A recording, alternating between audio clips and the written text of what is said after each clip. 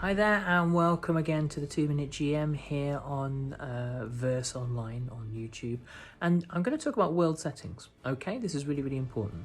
The reason why I'm going to talk about world settings is because if you decide that your world has a certain number of variables within it, a certain number of things that you can change or things that stay the same, that's really how you establish the world forevermore, or whilst you're kind of playing in that campaign world, unless there's a massive alteration and you change it. A great example is how much magic you allow.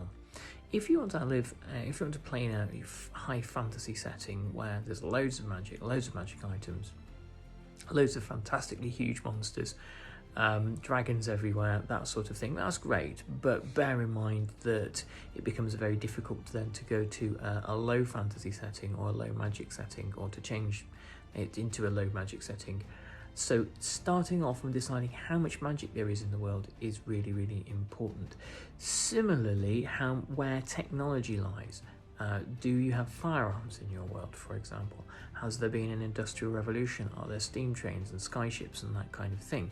Because if you introduce something like a steam train or a skyship or a firearm halfway through, this becomes incongruous. All of a sudden there's a level of technology that the world has never seen before, and the question is, where does it come from? And you need to have a fast answer to that, because if you haven't, then the world stops making sense, and when the world stops making sense, bad things happen. The whole system becomes less plausible and people don't like it. So get those settings established at the start of the game and have explanations for them. If there's tons of magic everywhere, why? If there isn't much magic everywhere, only a little bit, why? And make sure that your players understand the big picture of the world, the narrative of the world, and the settings of the world. Okay?